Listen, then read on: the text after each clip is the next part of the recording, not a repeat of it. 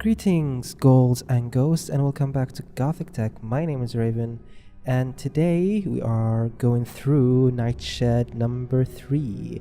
But first of all, I would like to say thank you so much for the 58 people. 58 people! Why you do this?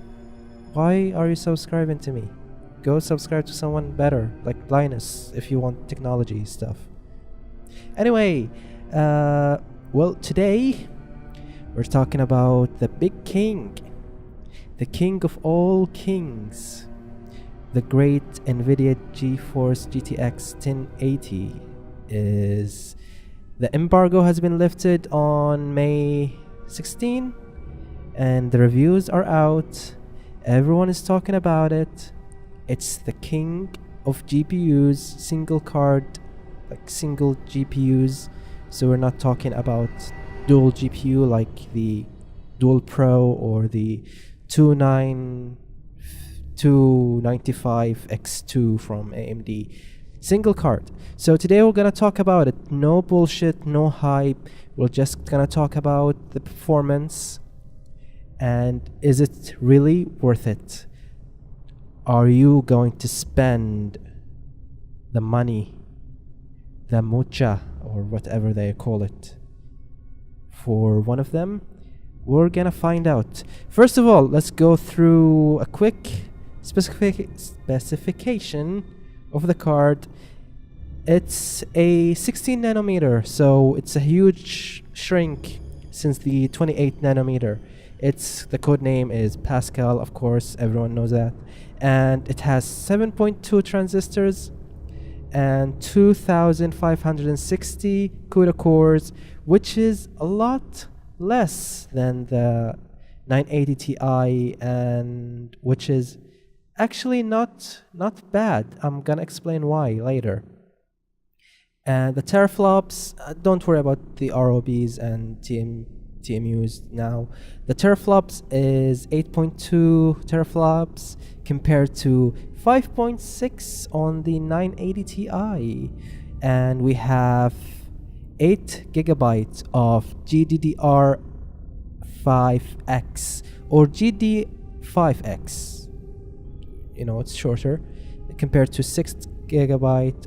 6? Is it 6? Yeah, 6.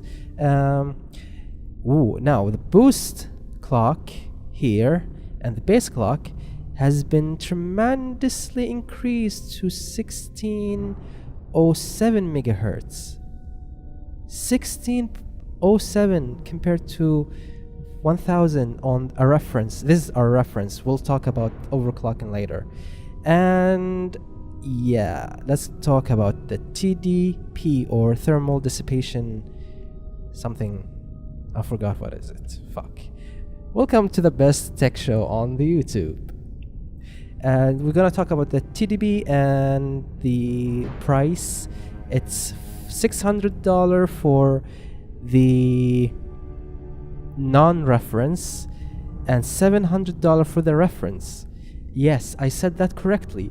I may fuck up other things, but I said that correctly. The reference card, which should be cheaper, is actually more expensive. Why? It's the Founder Edition. What's the Founder Edition, you say?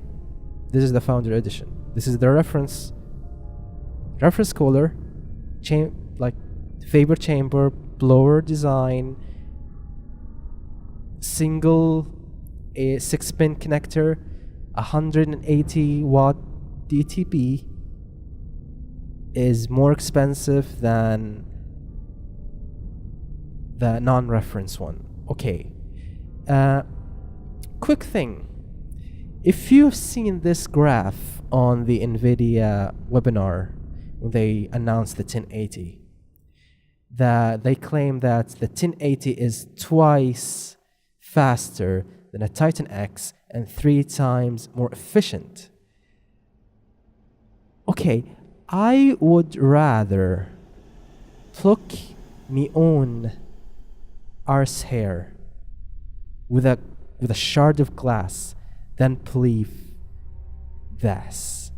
Because believe me, this is as valid, this is as truthful as they said that the 970 has 4 gigabytes of VRAM. This is more bullshit than AMD saying that their new upcoming Polaris going to be faster than a Titan X. Yeah, this is bullshit. Why? Because this is a relative VR gaming performance. It's about VR, not about 1080p, not 440p, not 4K, VR. So a lot of people, a lot of marketing, a lot of hypes have been escalated through this graph and through this claim. So we're gonna see, is it really as fast as they claim? They claim that single 1080 is faster than dual 980 and SLI. So 2 GTX 980 is slower than a GTX 1080. We're gonna see that. We're gonna see that because a lot of review came and a lot of people are disappointed with their claim. It's not a bad card. A lot of people are disappointed and we are going to explain why. So let's jump in to the benchmark and I'm gonna show 4K and 440p and VR benchmark. Then I'm gonna compare the 1080, the reference one or the founder one, to the highest end GTX 980 Ti, the Zotac Extreme Amp Edition, because I think that was the best 980 you can buy for your money. First of all, let's see the claim that a single 1080 is faster than 2 980s, which is kinda true here. At minimum, at 4K ultra detail, that 1080 is faster, but by one frame. I'm not okay. I don't care about the average. I mean, yeah, I don't care that much about the average. I care about the minimum. Why? Because this card is intended for, yes, VR, and VR needs at least 90 frame per second persistence, 90 frame per second for the best experience you can get now. Because let's be honest, VR now is not that interesting. So yeah, 40 on dual 980, 41 on 1080, 30 on the Titan X. Is that twice? Let's see. What is 30 times 2? That's 60. That's 41. Whoa, that's 19 delta? Yeah, and don't even bother talking about AMD because seriously, I'm so disappointed with AMD. I'm so disappointed with the Nano and Fury X. And don't even let me start talking about the 300 series, the rebrand. All around. So next, we are gonna talk about 4040p at ultra wide, which is more demanding than the normal 1440p. Let's see here, 69 69 on the GTX 980, 63 on the 1080. Maybe that's just a coincidence. Let's go more. Crysis 3. Can this computer run Crysis? Can it run? If Crysis is like the benchmark for all games, if a graphic card can run Crysis, you're golden. Let's see. 2 980, 46. Single 1080, 45. Not bad. Not bad at all. Actually, that's great. But not what NVIDIA claimed. Let's go more. Ultra wide. 56. That's 1-to-1. That's not twice. Let's go to Doom. Doom is out. Everyone's playing Doom. Vulkan is running Doom. Vulkan API API is running Doom, which is a great thing because seriously, Linux is the future. For me, I think Linux is for the future for servers, not for desktop. Why? Because Linux is weird when it comes to day-to-day driver. Anyway, 1080, 42, two 980s, 30. Not bad. Not bad. That's 12 frame per second, which is awesome at high detail. I don't think high detail means nightmare, because there's a nightmare mode in Doom. At ultra wide, 59, 46, it's okay. And we can see that the Titan is, well, the Titan is the stupidest card on the market for video games. If you buy a Titan for video games, I'm sorry, you have too much money. Seriously, you have too much money. Now let's see. Metro Last Light Redux, normal tessellation, high detail, 4K, 1922. That's bad. Not too bad, but that's bad for Nvidia claim. 1440p, ultra wide, 42, 36. Again, losing. Rise of Tomb Raider, not the DX12. We're gonna talk about DX12 later. This is the DX11, I guess? 11, yeah. Two 980s, 50. Single, 47. Okay. Titan, 35.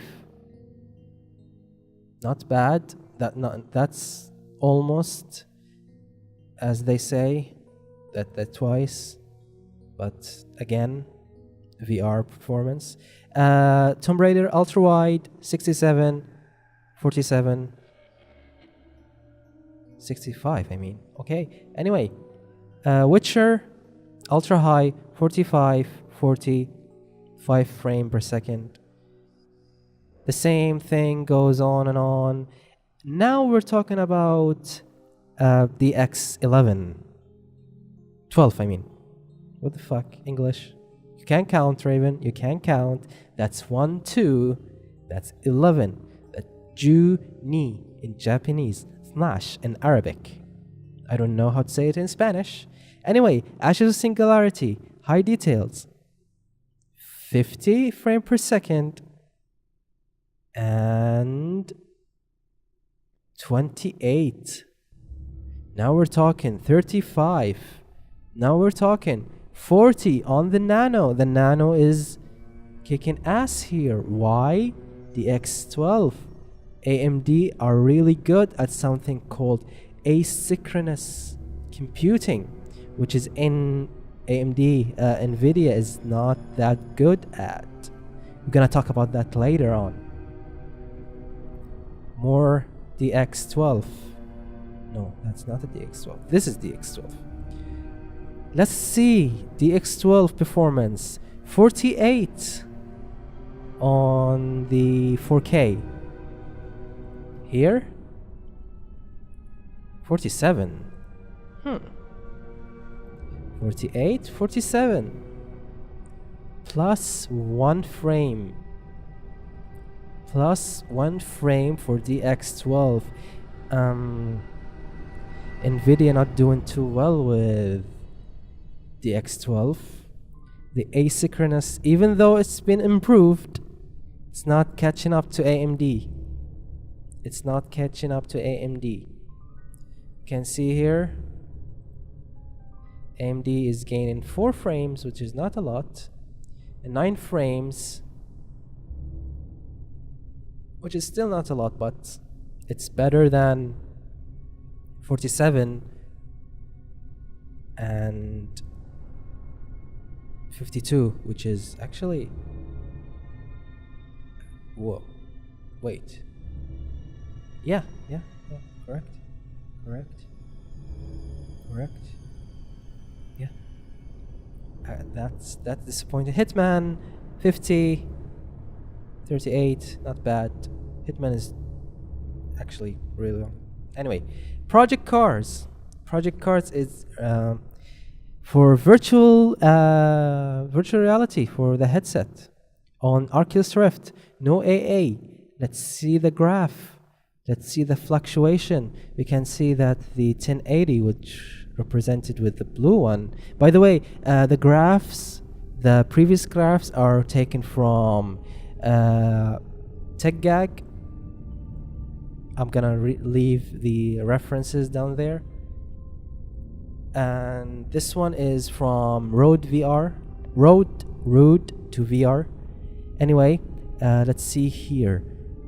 It's not giving us a smooth 90 frames per second. We can see that it dips to almost 30, then goes back, like gradually goes back to 90, then dips again. I think that these here over here is with less intense scenes, then dips down in open areas, then goes back, which is not too bad compared to the 980. The 980 have almost, you can say almost as bad as it, but when you come here at DS4X 4 times, you can see that the 1080 is doing really well. Not too good, not too well, but okay. We can see that it's hitting 80, not 90, which is makes me disappointed, but still.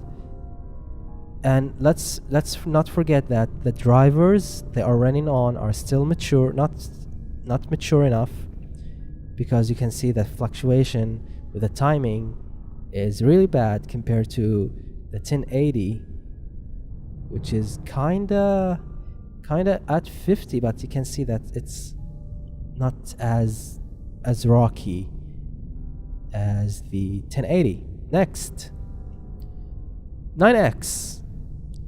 And here we see that no, not too good. I'm still not too good. Chronos is a game that is third person. You play in God mode. I'm gonna add like small clips for every game we're talking about in the corner over here, I guess. And here we can say that both the 980 and the 980 are doing well. 1080, I mean, they're doing well. Actually, I think they are making a mistake. The blue one is the 1080, and the red one is the. That's not red, Raven. That's orange. The orange one is the 980. Yeah, exactly. Ti, actually, 980 Ti. Yeah. So again, Road to VR, fix your shit. This is 980 Ti. Anyway, next. At epic setting, lower is better. You can see that the GPU usage is less than 60, while that 980 is going to 90. I think the efficiency of the cores on the 1080 are paying real well. Here we're talking about Henry, a game that I'm not that interested in, but still that's the only benchmark I've seen about this game. So let's see, the 1080 is doing crap, not too well, not too bad. I think it's because of I think that's the 980. The 980 is not doing too well with the GPU usage and frame rate. You can see here it's so rocky and fluctuated all the time, which is bad for VR. You need constant low latency, high frame rate experience for better experience. I've said experience twice, I fucked up. Anyway, now the 1080 frame rate 90, perfect. GPU usage fluctuating between, let's say, 55 to 60 and maxes out at 80, which is not too bad. You don't want your GPU to be at 100 always, because that will cause a lot of thermal throttling and a lot of noise, that kind of bad stuff. And here I can add 1 pixel density. That was 2 pixels, this 1 pixel again. So let's just say that the 1080 is great for VR at the moment. If you want a graphic card for just for VR and high pixel gaming, you have a winner. 1080. Even with in the gallery, you can see here the timing, render timing with millisecond. It's less than 6 milliseconds. Let's say 5.2 milliseconds, which is a lot faster than the 980, which is around six and a half milliseconds, which is a lot. That's a lot.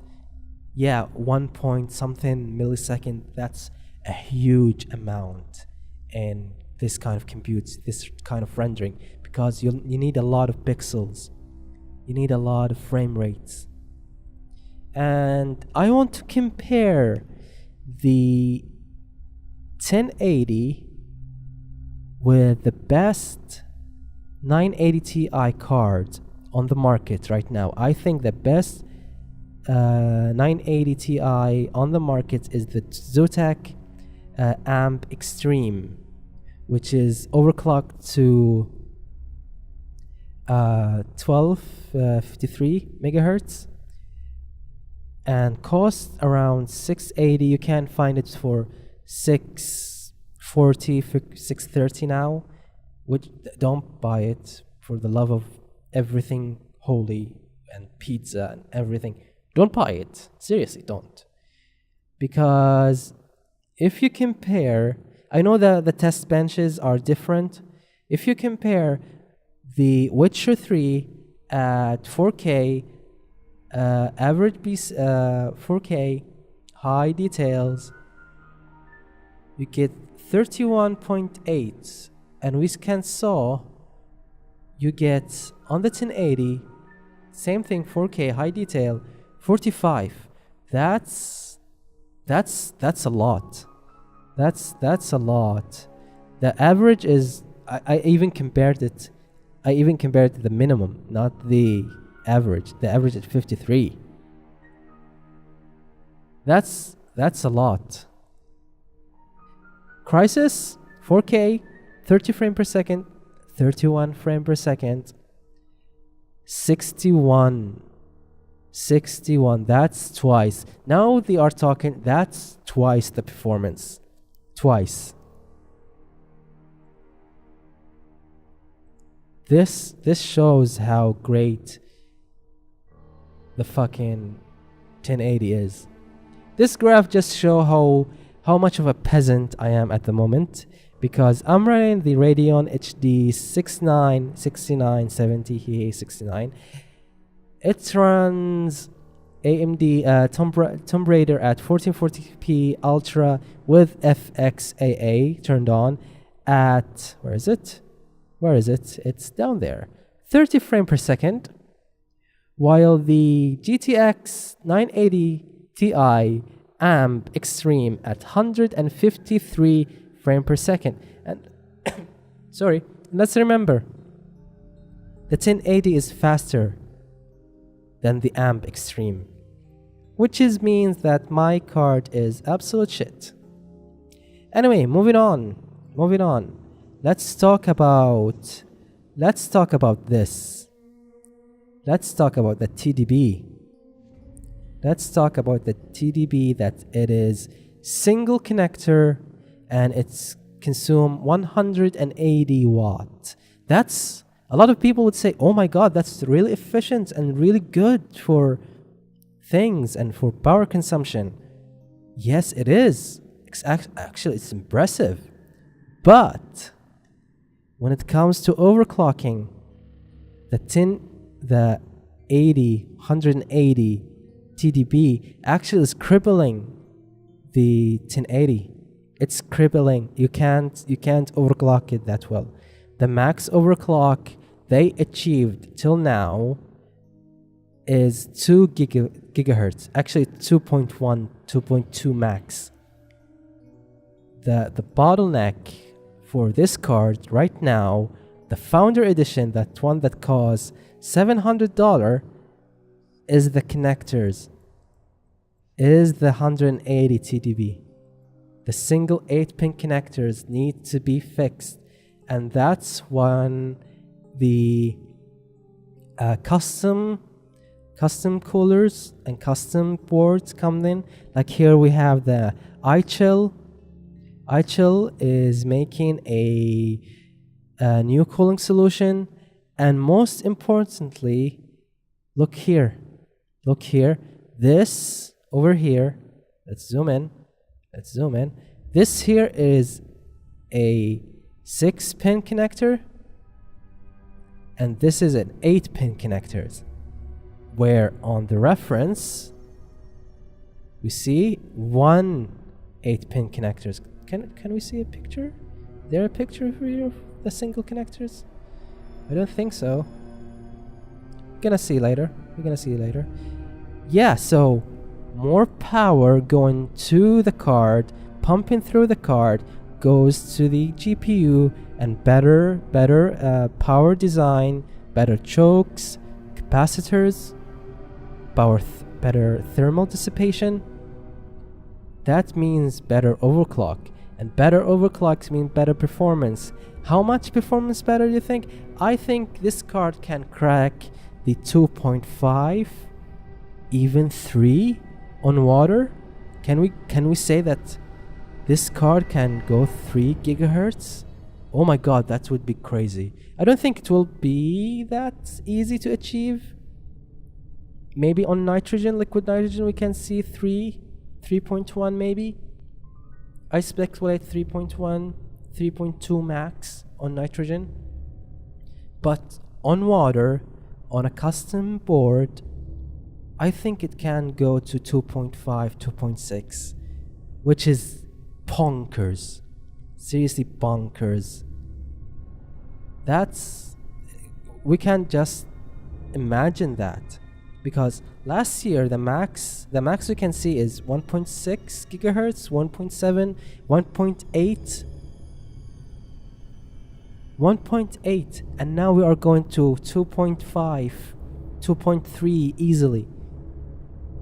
That's crazy. That shows how efficient the 16 nanometer and how efficient the where is it? Yes, the CUDA core, the shrinking and the cores. Yes, it is less, but less doesn't mean that's bad. These cores has been redesigned to be more efficient. Here, these are how the GPU shows. The roster engine, the TCB, the TPC actually, and the cluster, memory controller, the cache, everything has been redesigned. I don't say redesigned. It's the same. It's the what's called?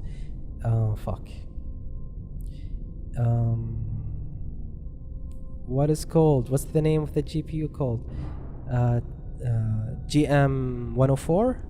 Is it GM 104? No, GM 204. Yeah, but it will more refined, which is amazing. And now hopefully they will see better coolers, better coolers, better cards coming out on the 27. They will release it at 27. The Founder Edition will be released at the 27. We don't know if the custom boards will be out at 27. Hopefully they will, because here they don't say that NVIDIA is limiting the board partner to like move out of the way until like June. Yeah, June or July. I think these cards will be out at the same time. Hopefully, I will get anything by Zotac, because Zotac can do a really great. You can see here that I don't know what's the name of the channel. I forgot the name of the channel. They actually water cooled ghetto rigged. Yeah, Gamers Nexus. They water cooled it, and they actually didn't achieve anything. Can you imagine that? A water cooled 1080 didn't achieve anything better than the reference cooler. Why? Again, the power delivery, the 180 watt is crippling. So with better, because come on, like the effective memory is 10 megahertz, 10,000 megahertz, aka 10 gigahertz. Come on, the GDDR5X is, oh my god, so fast. Can you imagine like having 16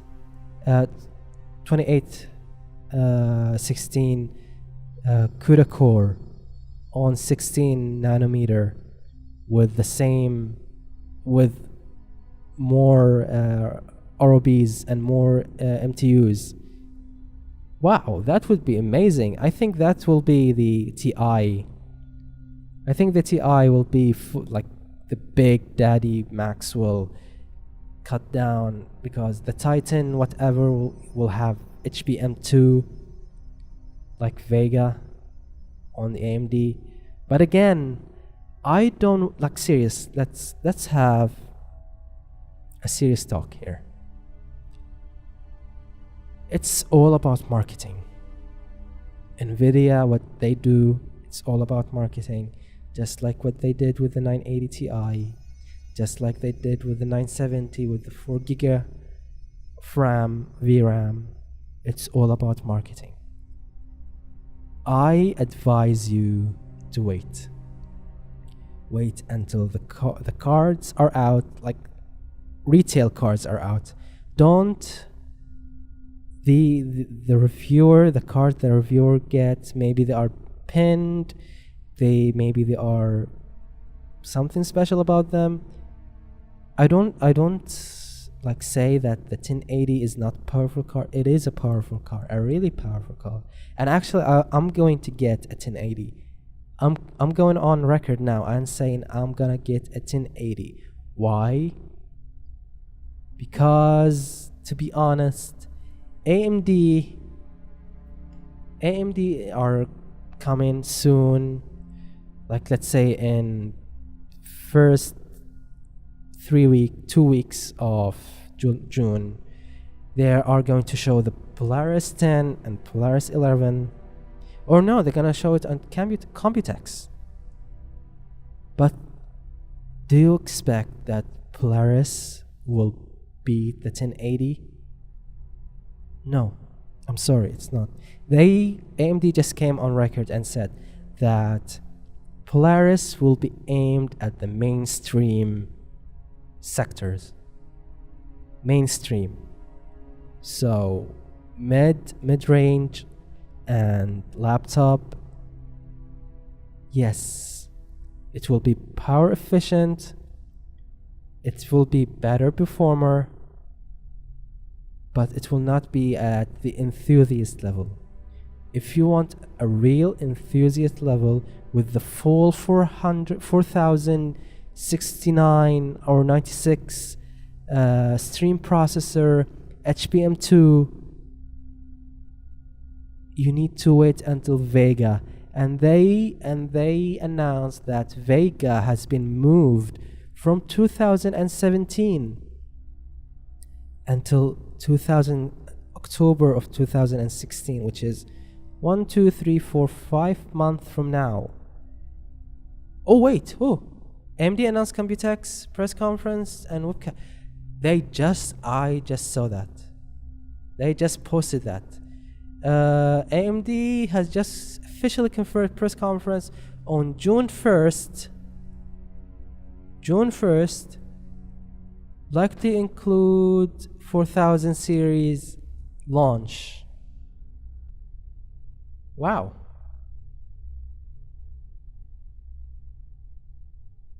Wow, wow, wow, wow. Okay, that's good news. I'm glad that I'm checked. But what were I going to check? Yeah, they said that it will be a mainstream. Yeah, here. AMD allegedly pushes Vega GPU forward to October. Actually, that's true. That's not a rumor. That is true. They are pushing to October, maybe December. Is it October, December? Between October, November, December.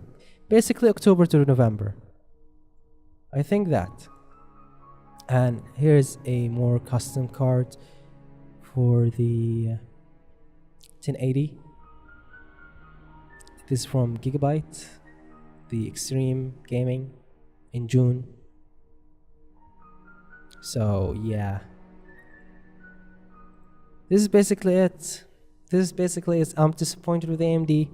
Seriously, I'm disappointed with AMD at the moment. Even though I love AMD, I would love if AMD pushes back with like something really a real generation leap, because AMD haven't done anything for the enthusiast sector since the 5870, yeah, the 5870 was awesome, was amazing. I had the 5870.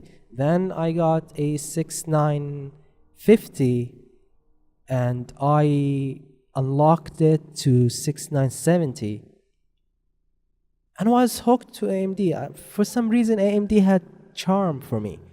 AMD was charming for me.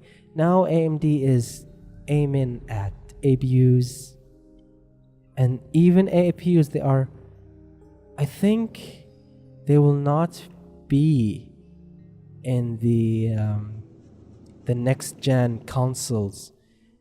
I heard a rumor that the consoles have a Pascal based one, not Polaris based APUs, graphics or GPUs. I think so. I hope not, because AMD needs a lot of market share. Even though they had a good quarter this year, they need more. I don't want AMD to die. Seriously, I want AMD to live and be a real competitive with Nvidia. But I think that will need a lot of time. So again, just wait. Don't pre-order the Founder Edition. Please don't get a Founder Edition. If you are a collector, yes, go ahead. If you are not going to overclock, yes, go ahead. But other than that, I know that you have the money. You've been saving your hard-earned money from flipping burgers and like selling meth. But wait.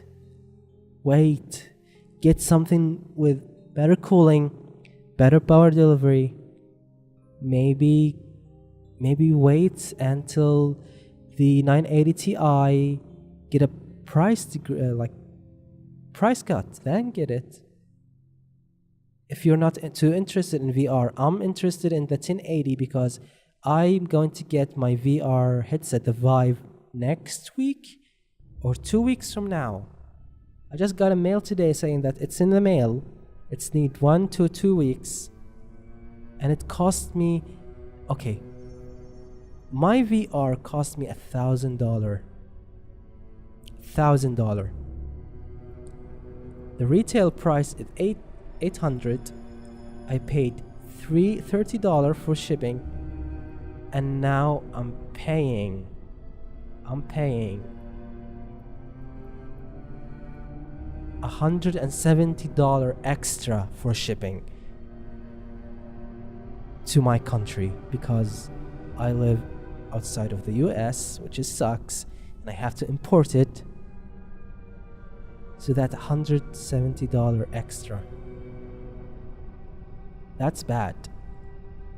Plus I'm investing in the 1080, which is let's say it's gonna be 640. I'm not paying any more than 640 for my 1080. So that's $1,640 for the setup. Granted, yes, I've been saving for a long time. I had my GPU for 6 years now. 6 years, time to upgrade. And still I'm running on 1080p monitor. Yes, I'm running on 1080p. This monitor is 1080p, and a second monitor which is a 720 or 730p. I think I'm gonna flip both of these monitors and just get a